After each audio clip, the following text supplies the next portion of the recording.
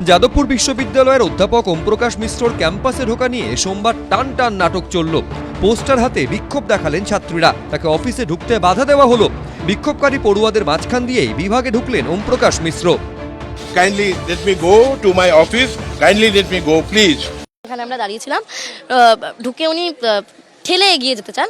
কোনোই মানেন বিভিন্ন লোকজনকে ওনার গায়ের ধাক্কা আমি এবং আরও অনেকে পড়ে যায়, তাদের উপর দিয়ে মারিয়ে উনি চলে যান ওনার অফিসে। সোমবার সকালে দেখা যায় আন্তর্জাতিক সম্পর্ক বিভাগের অধ্যাপক ওমপ্রকাশ মিশ্রর ঘরের দরজায় সাঁটানো রয়েছে এই পোস্টার। অন্যদিকে বিভাগে ঢোকার মূল দরজার সামনে বিক্ষোভ দেখাতে থাকেন পড়ুয়াদের একাংশ। Arrest to ensure that the posters are removed.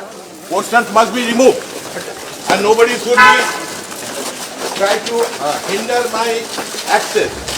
ছাত্রছাত্রীদের বিক্ষোভের মাঝেই হাত জোড় করে ঢুকে যান ওমপ্রকাশ মিশ্র। যদিও অফিসের দরজার তালা মোম দিয়ে বন্ধ করে রাখা হয়েছিল, তালা খুলে ভেতরে ঢোকেন তিনি। দরজার সামনে বসে পড়েন বিক্ষোভকারী পড়ুয়ারাও। এখানে লেখা আছে ফের মারতে এলেন স্যার, আবার নিগ্রহ করতে চান স্যার।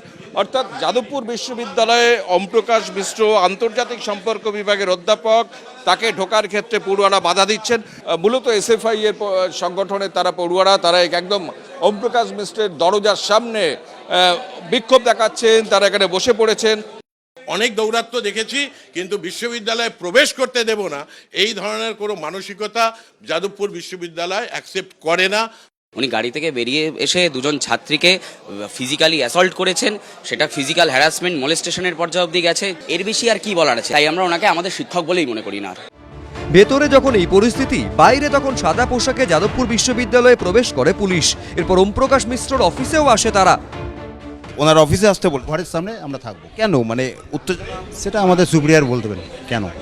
এর মধ্যেই ওমপ্রকাশ মিশ্রর ঘরে যান জুটার প্রতিনিধিরা। পুলিশকে সেখান থেকে চলে যেতে বলেন তারা। ফের একবার উত্তেজনার পরিস্থিতি তৈরি হয়।